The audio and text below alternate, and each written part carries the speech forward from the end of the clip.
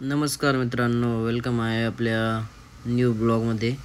तर अचानक नियोजन झालं, भीमाशंकरला जायचं. निघाल्यावरती फिटून निघालो, पेट्रोल टाकलं बाईकमध्ये पेट्रोल टाकून आलो स्वारगेटला आलो. आपल्या महाराजांचं दर्शन घेतलं. तिथून आलो स्वारगेटच्या बोगद्याखाली कोणीच नव्हतं.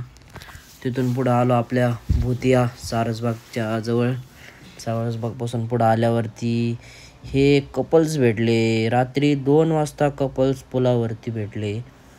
भाई कपल्स म्हणजे विषय हार्ड आहे. कसे बसल्यात, विषय खोल आहे का नाही.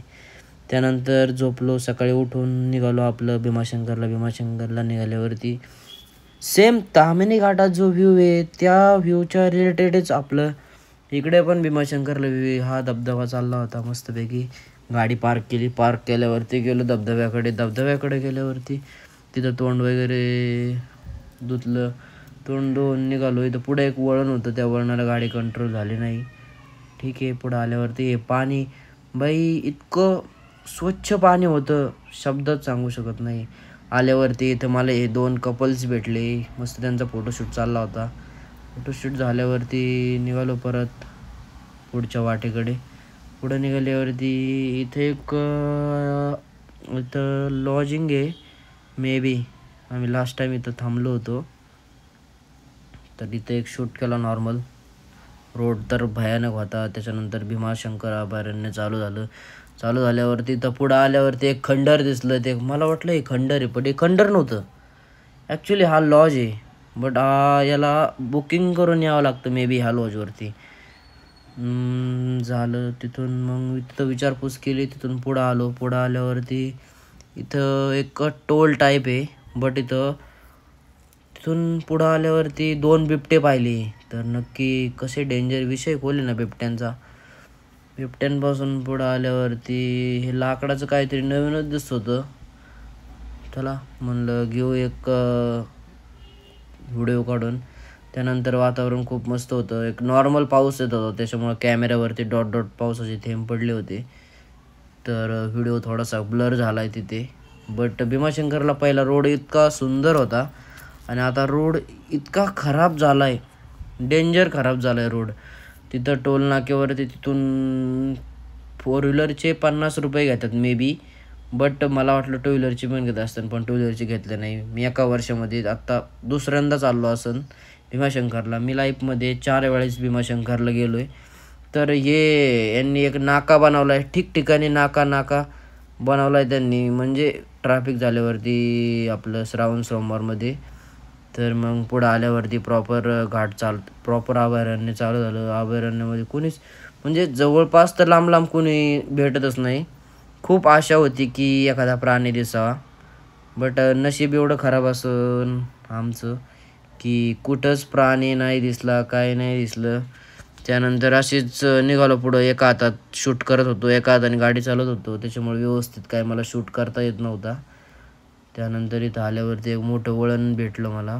वळण लागल्यावरती इथून शूट असंच हातामध्ये एक मोबाईल पकडून गाडी स्लो होती. तिथून निघालो. ही भाताची लागवड पाहिली. त्यानंतर थोडं पुढं आल्यावरती थोडा पाऊस कमी झाला होता.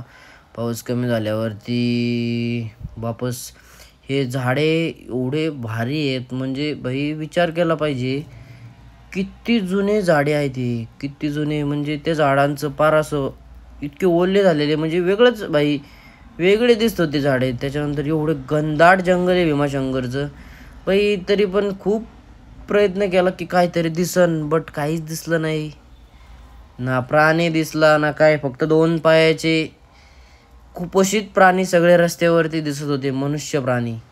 त्यानंतर ह्या लोकेशनला आलो. ह्या लोकेशनला मी ज्या वेळेस पण येईन त्यावेळेस इथं फोटो काढल्याशिवाय मी इथून रिटर्न वापस पुण्याला येतच नाही. बाई 1 नंबर फोटो निघतात ह्या सीनला, 1 नंबर. त्यानंतर इथून पुढं एकदम घनदाट जंगल चालू होतं. घनदाट. पण एकमेव प्राणी दिसले बाई रोडने फक्त. इथून पुढं ह्या लोकेशनच्या पुढं गेल्यावरती एकमेव प्राणी दिसला, तो म्हणजे माकड. आपले पूर्वज दिसले, पूर्वज. ते पण पुढे गेल्यावरती आहेत. पूर्वजांच्या जवळ गेल्यावरती जास्त व्यवस्थित फोटो काढता नाही आला. पुढं आल्यावरती हळूहळू हे शूटर लोक थारच्या समोर फोटो शूट करत होते कडकमध्ये. त्यांच्या संग बोलायचं होतं, ते भाऊ आपले पुण्याचेच होते, बट जाऊ द्या. त्यानंतर हे व्हिडिओच्या मध्ये हे जे डॉन काका आहेत ना, डॉन काका हे सारखे व्हिडिओच्या मध्ये होते. मी गाडी पळवत होतो बट ते काका काही समोरून जात नव्हते. मी गाडी स्लो केली ते काकांची गाडी स्लो व्हायची, मला काही समजत नव्हतं. भाई काका तुम्ही चुकून फेमस झाले तर भाई विषय खोल होईल तुमचा. त्यानंतर जाऊ द्या म्हटलं. पुढं आल्यावरती थोडंसं जंगल हटलं होतं. त्यानंतर हळूहळू आपण असंच पुढं निघालो. त्यानंतर आपली लालपरीचं आगमन आलं. पण लालपरी रोड सोडून तिकडं सुसाईड पॉईंटकडं का चालली होती मला तेच समजत नव्हतं. मला वाटलं आता भाई लालपरी जलपरी लालपरी हवापरी होती काय माहिती का आपली परी स्कूटी परी होती ते समजत नव्हतं. पण चाललं. पण काका काय माझ्या समोरून फास्ट जायचं किंवा मागं जायचं नाव घेतच नव्हते. जाऊ द्या म्हटलं आता काय काकाचा विषय खोले. त्यानंतर हळूच पुढं आल्यावरती आलो लोकेशनला. हा नंदी भेटला होता, नंदीच्या बाया पडलो. हे लोक असे जर्किंग वगैरे घालून गाड्या बिड्या पार्क, लोक एकले डेंजर आहेत भाई. इथं गाड्या जर पार्क केल्या तर इथून कमीत कमी 2.5-3 किलोमीटर पुढं चालत जावं लागतं. हे पोलीस दिसल्यावर थोड्याशा पंगा राईट झाल्या, कारण की लायसन नाही, आपण बाबल्याच्या लायसनवरती जातो. पण हे पोलीस आपले रोडचे पोलीस म्हणजे पुण्यात जे ट्रॅफिक पोलीस आहेत ना ते नाही आहेत. तिथून पुढं आल्यावरती हे डमरू आणि आपलं तिळसूळ दिसलं, त्याचं शूट केला आणि असो तिथून पुढं आलो. हळूहळू निघालो. त्यानंतर इथून 3 किलोमीटर खाली लोक गाड्या लावून चालत जात होते, बट खाली गाड्या लावायला ऑप्शन होता. त्यानंतर हे दिसले आपले पूर्वज दिसल्यावरती काढला व्हिडिओ त्यांचा. नको म्हटलं, पूर्वजांपाशी नशीब एवढं खराब होतं की आमच्या खायला काय नव्हतं त्यांना द्यायला, म्हणून नाही थांबलो. आलो पुढं आल्यावरती असेच लोक चालले होते चालत आलो पुढं. त्यानंतर इथून पुढं आल्यावरती जवळ आलोच होतो. इथून मे बी 500 मीटर राहिला असेल, 500 मीटर, हा 500 मीटर असेल. त्यानंतर असंच जंगलचा जसं मंदिर जवळ येत होतं खूप आनंद होत होता. त्यानंतर बाई पोलीस दिसल्यावर नळ्या टाईट झाल्या ना बाई आमच्या, कारण की लायसन नाही. हे पोलीस वेगळे पोलीस होते. मग आलो जवळ आलो. आल्यावरती गाडी पार्किंग कुठं करायची म्हणून डायरेक्ट म्हटलं चला मंदिराजवळ पार्क करू. पार्क केली. भावने खटाखटमध्ये 20 रुपये दिले त्याला. 20 रुपये दिल्यावर लगेच म्हटलं चला आपण लुक दाखवून घेऊ. माझी कटिंग दाढी नव्हती म्हणून माझी काही इच्छा नव्हती डोक्यातून टोपी काढायची. केस तर असले डेंजर झाले होते, सांगू शकत नव्हतो. म्हणून आता चला नवीन बांधकाम झालंय. त्याच्यानंतर ही कमान दिसते, म्हणलं चला गंध लावून घेऊ. फुल गंध लावायचा होता पण आपला लुक एवढा काही खास नव्हता, दाढी कटिंग केलेली नव्हती, म्हणून म्हटलं जाऊ द्या आपला नॉर्मल गंध लावून निघालो. आपला बॉडी बिल्डर त्याच्यासोबत फोटो काढला. पुढं आल्यानंतर हे बाबांची कलाकृती पाहिली. त्यानंतर बाबा अशा हाताने तुंतुन वाजत होते. तिथून आलो पुढं आल्यावरती इथून हा सीन पाहिला. त्याच्यानंतर हे जे बाबा आहेत ना ते बाबा म्हणत होते भाई गंध लावा माझ्याकडून लावा. पण बाबांना म्हटलं बाबा गंध लावलेला आहे ऑलरेडी, नको गंध. मग बाबा म्हटले चहा पाजा. मग म्हटलं बघू चहा पाजू. त्यांना चहा पाजला. त्यानंतर असंच निघालो हळूहळू पुढे आल्यावरती बघा काय झालं. त्याच्यानंतर पुढं आल्यावरती एक बाबा बसलेले होते, त्यांचा पण शूट केला. त्याच्यानंतर हा मेन मुद्दा, आम्ही फ्रायडेला गेलो होतो त्यामुळे इथं अजिबात गर्दी होती ते खाली लास्टला. आणि त्यानंतर आम्ही तर अपेक्षा पण केली नव्हती की बाई गर्दी एवढं मोकळं असेल म्हणून, कारण की आम्हाला रिटर्न पुण्याला यायचं होतं, कारण की मला 4 वाजता लॉग इन व्हायचं. त्याच्यामुळे तर पुढं आल्यावरती ह्या बाबांना पाय नव्हता, त्यांना दिले ठराविक पैसे. त्याच्यानंतर लाईनला लागलो. मित्रांना म्हटलं तुम्ही लाईनला लागा, आम्ही खाली जाऊन पास विचारून आलो. पण पास विचारायला गेल्यावरती खाली सीन असा झाला की 1000 पास एका दिवसात बुक करायला 1000 पास असतात. आणि एका एका व्यक्तीची किंमत 300 रुपये होती. तर तर आता नाईलाज होता. 4 वाजता आम्हाला रिटर्न वापस पुण्याला यायचं होतं. बिकॉज माझं लॉग इन होतं 4 वाजता. तर यायचं होतं. सुट्टी घ्यायची होती पण मॅनेजर सुट्टी देत नव्हता. मॅनेजरला आता काय, मॅनेजर लोक डेंजर असतात बाई. सुट्टी भेटली नसती. त्याच्यामुळं मग म्हटलं चला जाऊ खाली जाऊन पास काढू. त्याच्यानंतर खाली आलो तर यांचं कौतुक केलं पाहिजे बाई. एवढ्या पावसामध्ये सुद्धा ते स्वच्छता ठेवत होते. म्हणजे किती बाई विषय भारी. त्यानंतर माकड दिसलं, माकडाचं मंदिराच्या जवळ माकड होतं, माकडाचा फोटो काढला. त्यानंतर आलो पासपाशी आल्यावरती स्कॅनरचा फोटो टाकल्यावरती परत रिटर्न आलो. इथं लिहिलं होतं पॅन्ट फाटके तुटके कपडे अर्धे नंगे पुंगे लोक अलाउड नाही आहेत बाई. हा विषय महत्त्वाचा आहे. आणि ह्या महिलेला थोडी लाज वाटली पाहिजे. ही खूप चांगली म्हणजे चालता वगैरे येत होती त्या बाईला, तरी ती बाई त्या 4 माणसांच्या खांद्यावरती गेली. आम्ही त्याला निरीक्षण केलं. त्याच्यानंतर हा भाऊ मोबाईल हातातून घ्यायला आला होता, बट नशीब त्याचं खराब. त्याला माणसं आरडल्यावरती पळून गेला, नाही तर मोबाईल घेतला असता. त्यानंतर जराशी गोरा येत होतं म्हणून भाऊला म्हटलं की घे बाई, आलतो देवाला समजलं पाहिजे. हातात टोपली घेतली, एक नॉर्मल व्हिडिओ काढून घेतला, त्याच्यानंतर फोटो पण काढला. आणि आल्यावरती सगळ्यात म्हणजे हे बाई, हे डॉन एवढा शोर होता तिथं, तरी डॉन इतके निवांत झोपले होते. आलो मंदिराचा व्हिडिओ काढल्यावरती हे मिलिटरीचे लोक म्हणजे हे आपले मंदिराचंच होते, पण त्यांनी काही फोटो काढून दिले नाहीत. आल्यावरती ह्या देवीच्या पाया पडलो, मंदिरातून बाहेर निघलो. पाया पडून मस्त दर्शन वगैरे झालं. त्यानंतर मंदिरापुढे एक नॉर्मल फोटो काढल्यावरती निघालो मंदिराच्या बाहेर. पुढे गेल्यावरती नशीब एवढं भारी आमचं, पुढे गेल्यावरती एक विहीर आहे. म्हणजे मंदिराचीच पुरातन काळातली खूप जुनी विहीर आहे. तर त्या विहिरीमध्ये ह्या महिला म्हणजे ह्या ताई सगळ्या हात धुवून डोकत होत्या की बाई काय त्याच्यामध्ये. मी म्हटलं चला आहे साप काय पहिल्यांदा पाहत नव्हतो, पण महादेवाच्या मंदिरात येऊन महादेवाच्या पिंडीच्या जवळ साप मी माझ्या लाईफमध्ये फर्स्ट टाईम पाहिला. बाई एवढं भारी नशीब की त्या महादेवाच्या पिंडीपाशी त्या हे पहा इथं दिसतंय का गोल गोल, तिथे ना इतका भारी साप पाण्यामध्ये, आणि पाणी पण पहा ना किती स्वच्छ आहे. तिथून आलो बाहेर, फोटो काढला. डोक्यावरती हात घेऊन पोरं फोटो काढत होते. म्हणलं चला आपण पण ट्राय करू. हा मेन पार्ट आमचा फोटोग्राफर बाई, दरवेळेस फोटोग्राफरची बोंब असती. फोटोग्राफर आमचा खरंच डोक्यावर पडलेला आहे. इतका भंगार म्हणजे भंगार नाही म्हणता यायचं, पण डोक्यावर पडलेला फोटोग्राफर आहे आमचा. त्याला जर म्हटलं ना असा व्हिडिओ काढ, नाही, आणि मला काढ म्हटल्यावरती मी काढतो, पण भाई माझा नाही ना त्याला काढता येत. मग माझी त्याची खूप म्हणजे फोटोवरूनच जास्त करून भांडण असतात आमचे.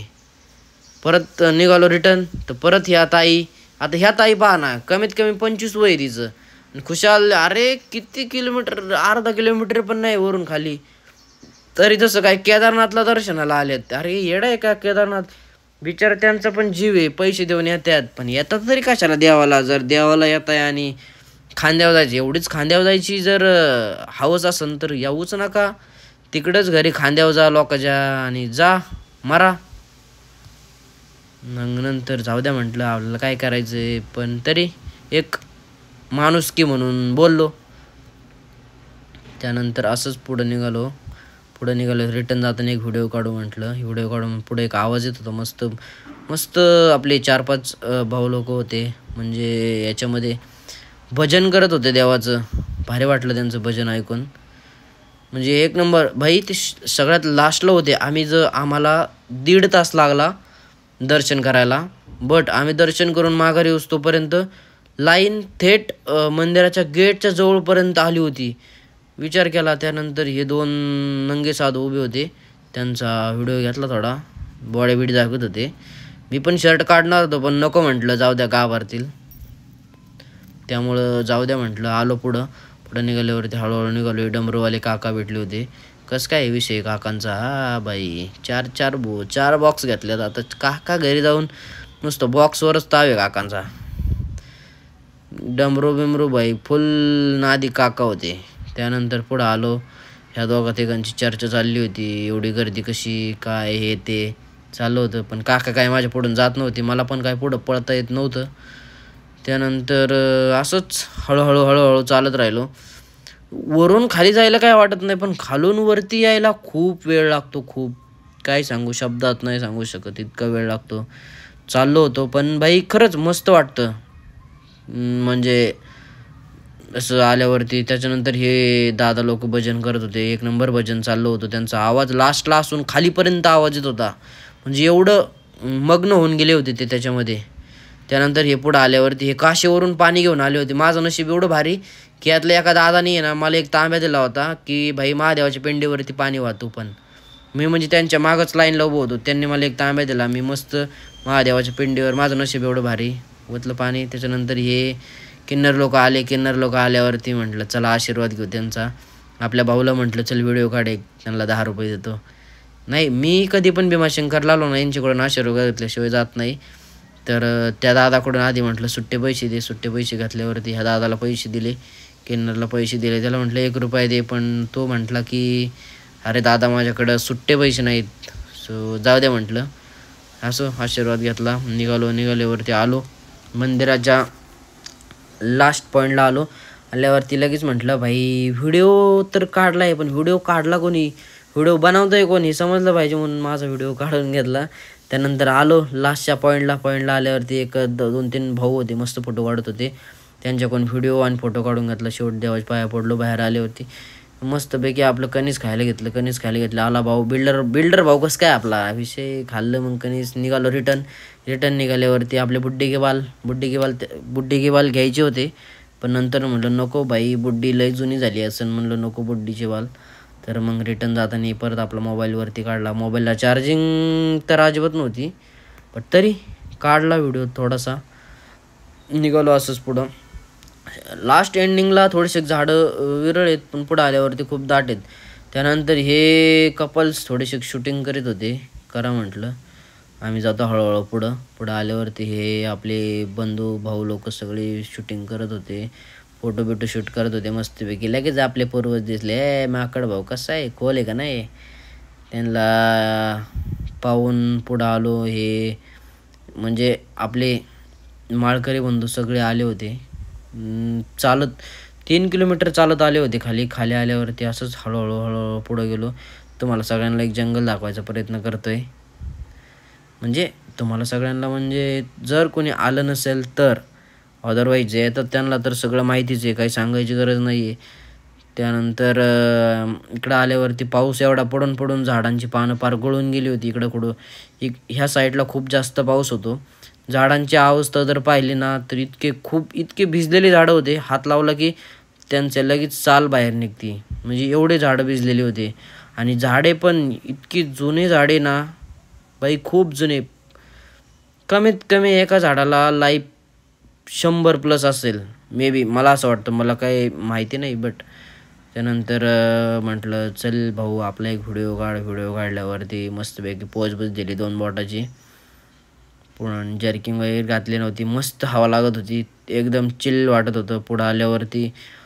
पुढं आल्यावरती भाताची लागवड करायची होती, म्हणून ह्यो आपला भाऊ बैल जोडून कडकमध्ये त्याच्यात नांगर आणत होता. आणि विशेष बात म्हणजे ही म्हैस बघा, ही बाई म्हैस पाण्याच्या बाहेर जायचं नाव घेत नव्हती. मग आल्यावरती आलो डेंबे धरणाच्या वरती.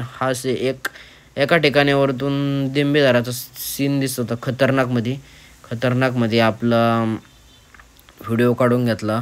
व्हिडिओ काढल्यावरती त्या व्हिडिओने काय माझं मन भरलं नाही, त्याच्यामुळं परत झूम करून व्हिडिओ काढला. झूम करून म्हणजे ॲक्च्युली एवढं मोठं धरण दिसत नव्हतं, त्याचा धबधबा म्हणजे जिथून पाणी सोडतात ते पण एकदम छोटं होतं, त्याच्यामुळे व्हिडिओ काढला. चला भेटूया मित्रांनो नेक्स्ट व्हिडिओमध्ये, बाय.